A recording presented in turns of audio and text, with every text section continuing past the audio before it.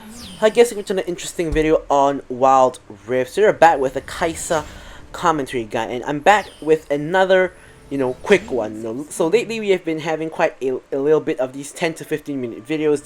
These a little bit shorter style of videos, for you guys who like these shorter style. Personally, I prefer making like longer videos, but I do know that not everybody has a lot of time. So here, level 1. This is the trick that I was talking about in the Kaisa complete guide, which is that you and your lane opponent run straight into your own bush at level 1, ward the opposite bush, and if the enemies are not in the bush and if they are late to walk to lane, both of you guys walk into that bush and then get a catch. So there I got my entire queue off onto the Seraphine, and then I managed to proc my passive, which normally does kind of result in a kill, but it didn't. But instead we forced the Seraphine to back because she had literally 1 HP. So instead, we get the kill on the Corki, which arguably is actually better. So I have gotten like many first bloods just by doing this trick on Kaisa, which I actually don't see a lot of Kaisa players do. So that is something to take note of. Of course, if you are leashing, you can't really do this trick. But generally on Kaisa, I won't leash my jungler because I want to do this trick unless my jungler is a very slow clear jungle, or that really needs help on the first buff. For example, like a Fizz clears the first buff very slow, so I would actually help like a Fizz. But if the jungle clear is a fast one, I wouldn't really help my jungler. Okay, so regardless, short videos, it's inevitable that it's gonna be very one-sided, so you can already expect this to sort of be a little bit one-sided, because there is no way a game is that fast unless someone surrenders, or you just or the game is so one-sided that one team just gets destroyed. So and it's already begun with the first blood over there. Alright, so now I'm gonna actually talk about a variation in the Kaisa build, as you guys can see from the title, which is to build WITS End on Kaisa. Now if you guys actually notice, in the enemy team, we do actually have a Seraphine, a Katarina, and a Corki. And now in lane, I'm actually fighting against a Corki and a Seraphine, which is, majority is AD damage. And speaking of which, Corki doesn't have enough damage, so I kill him. So they are all AP damage. So WITS End has very high value here. It's 3 huge AP damage sources, or rather I would say 2 huge AP damage sources. We have Katarina with her AP burst, and Corki with his AP DPS, and Seraphine does AP damage as well. I do think she's going to be building support, but she does also deal AP damage. So our main form of AD damage is actually Corki, because Garen is generally going to be kind of like a tank. So Garen doesn't really pose too big of a threat when it comes to AD damage. The main threat is the Kha'Zix, so it's actually just leaped in on us as both of us were trying to recall. So we actually seen that our side bush was actually warded, but Nami actually backed in our side bush. So Kha'Zix saw a low health Nami, so he jumped in to sort of try to kill her. But fortunately, I saw that. So if you see that your ally is in trouble, you don't want to back. You like for me there, I canceled my back and walked closer to the Nami so that Kha'Zix doesn't get the isolation damage into the Nami, which actually saves her life there. Because if I didn't cancel my back and if I didn't walk next to her, she probably like 90% chance she would have died, because Kha'Zix would have gotten way more damage off than what he actually did. So that's a good way to counter against the Kha'Zix. So my main worry when it comes to AD damage is of course the Kha'Zix himself. So what I will do to mitigate that is I will actually build a plated steel cap boots, just so I have some form of armor against him, because if you build a WITS End, you won't be building a Guardian Angel. The WITS End will replace the Guardian Angel. So instead, I'm going to build the armor boots just so I have a little bit of armor, since I won't get any armor from the Guardian Angel itself. And since the enemy is so AP heavy, I'm actually going to go for WITS End as my second item. So first up, of course, as you guys can see, BF Sword Model Reminder into the long sword to get my Q evolution. After this, I'll go for Blade of the Rune King and the recurve bow to get my second evolution, which is my E. And after that, then I'll build the WITS End. So regardless of whether you want to build the WITS End or not, you never want to give up your evolutions, because of that. Kaisa has a very fixed first few items for her build. She always wants to rush Q and E evolve, because those are her power spikes. Kaisa doesn't just spike with items, she spikes with her evolves as well. So you always want to be rushing your evolves.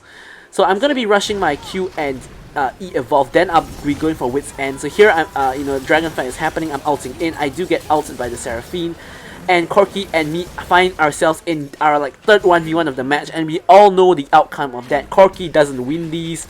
So here I'm coming actually in from behind, but I am pretty low, so I'm a little bit cautious, but I see Nasus just bonking people and I decide to turn back to help, but my help wasn't even needed because Nasus somehow, despite it being like only 5 minutes in the game, somehow he has accrued enough stacks such that his Q actually does a ludicrous amounts of damage, honestly. For a 5-minute Nasus, that is ludicrous amounts of damage. So Nasus just bonking them all on the head and there's nothing they can do about it. So here we pick up the dragon, the Infernal Dragon, of course, and now we're 4-0 and 1, so we're really ahead in this game. I can already get my Blade of the Rune King completed before 6 minutes, you know, even elapses.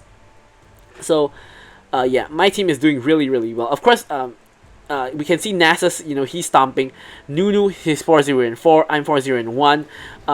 And the only person not really doing too well is the Fizz, but Fizz does have 4 assists and he has already picked up his death cap, so I would say he's doing just fine. So here, you know, when we're ahead, we don't want to be playing passively, we want to be playing aggressively like so. So here, we're just, you know, shoving the wave, and we can see Kha'Zix at the Rift Herald kind of area, so we know that there's no threat of the jungler coming, and we can see all 3 members of the enemy team at the Rift Herald area, so we can just put on immense amounts of pressure onto the enemy team. We do not want to give them any breathing room at all because we're super duper ahead. So here, I'm just getting into tower range, pressing Q, getting off all my missiles on them, and then stepping out of tower range so I don't take tower aggro. So I'm essentially chunking out the enemies in their tower range, but I quickly step out of tower range so that I don't get locked on by the tower, so I don't get hit by a tower shot. So this is something that you can do. There is like about a half-second lag for you to reset the tower aggro by just walking out of the tower range. So here, because of that, both of them get chunked out so much that they actually have to back. So we can get this free first tower here. As they are actually just contesting the Rift Herald. So obviously the enemy team, even if they do get the Rift Herald, it doesn't really matter. We already have way more value than them because we already have the first tower itself, which is the main strength of actually picking up the Rift Herald. Now, the Rift Herald skirmish, it's not really a skirmish going on now, but my team is still picking up the Rift Herald. In the meantime, I'm rotating to push the mid lane. So what I would do actually if I was the bot lane, like the Seraphine and the Corki, I would just push out the bot lane and push for my bot lane tower, but instead Seraphine actually rotates mid, which I don't think is the optimal play for her. Corki is pushing, but here Kha'Zix comes in, he dies, Seraphine dies as well, and Garen comes in as well in a 1v4, and Garen is gone as well. So there goes like 3 of the enemy team. Corki and Seraphine, if I were them, I would have just stayed at the bot lane and just pushed for the bot tower, because what normally happens is, honestly, when one team picks up their bot lane tower, they generally will want to rotate mid or rotate somewhere else to you know, help out their team. So this gives you a brief window of opportunity to actually pick up the tower, or at minimally get 1 or 2 plates out of the tower at least to sort of get yourself back in the game. After which, normally you will rotate back, like as you guys see what I'm doing here. I've rotated mid, picked up mid tower, so I rotate back to bot to clear the bot wave. So you do have that brief window to, you know, sort of try to capitalize and see what you can get out of it. Of course, at this point in time, I have my Q and E evolved with my recurve bow already bought. I have also picked up my plated steel caps for the Kha'Zix. And honestly, at this point in time, Kha'Zix is probably the biggest threat on the enemy team because Seraphine obviously is building support. She doesn't really do that much damage. Everybody else isn't doing very well. Kha'Zix is 1-2 and 1. He isn't doing well, but he is definitely, I would say, he's doing like the in terms of KDA, he's doing like the best on his team, aside from the Seraphine, who, as I said, is not really a damage threat, at least at the moment. So here, you know, we did get the Heralds dropped at bot, so we're gonna just escort the Herald. And normally, this play, what we're doing here, is very greedy and, you know, is not a good play at all. But since we're so ahead, this is actually the optimal play, which is just to dive them, because they don't respect how ahead we are, and they're trying to defend the Herald when they clearly cannot defend the Herald. So we have to punish them by, you know, diving them under tower and killing both of them actually under the tower. So the Herald can actually get off a second charge. So here we're just gonna escort the Herald in for the second charge, and as a matter of fact, with you know, some enemies dead and Garen being unable to defend, we can actually pick up the inhibitor of this. Now, of course, Rift Herald can't actually get a charge off onto the base itself, but even if it did, it doesn't really make a difference. So we're just gonna back off. Here I'm just walking to the wall because I'm actually looking around at what else is happening on the map. So here Kha'Zix actually jumps on me, which I did kind of expect to happen. But, you know, with the armor boots and with Nami close enough to me, he doesn't really even do anything. If you guys look at my health, he doesn't really even do anything to me at all. So I was actually thinking of backing there to buy, you know, items and get some mana. But, you know, there is a free dragon here. We just chunked out the Kha'Zix, and Kha'Zix is, you know, clearly in the mid lane. So we get another free dragon. You know, as I said, this kind of games are going to be one-sided if they're really quickly. It's 23 kills to 5 at the moment. So we pick up our Wits End. And honestly, the attack speed on the Wits End is amazing. Like, Wits End is the highest attack speed item in the game, and the attack speed you actually get from Wits End is pretty insane. I can feel the difference, you know, just how fast I'm actually attacking.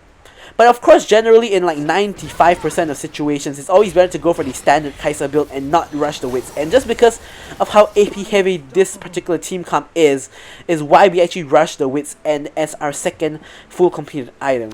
So you rarely ever go into such an AP heavy team. Like, how often do you actually go into like a Corki 80 carry, Seraphine support, Katarina mid, you know, and such. Like, you know, it would be even better if there was more AP on the team, like a Evelyn jungle or something. But of course, you know, three AP champions in one team is already, you know, pretty high amounts of AP, because generally only the mid laner is AP. Sometimes the enchanter support is AP as well, but you don't really see a lot of, like, you know, AP champions in the AD carry role.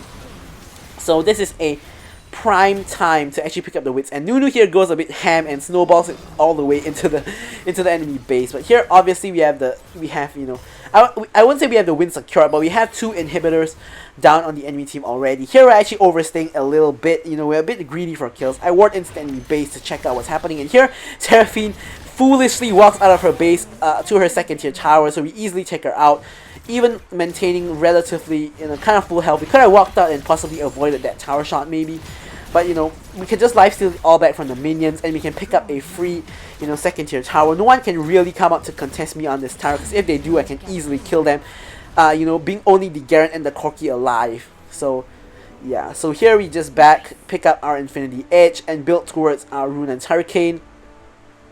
At this point in time, we are so ahead. Just look at how much gold we have. We have 13k gold, and the most gold on the enemy team is like 7k plus. So we have like a 5k gold lead, you know, over the enemy team, who has like about 7k gold anyway. So they were so far ahead of the enemy team. It's kind of crazy actually.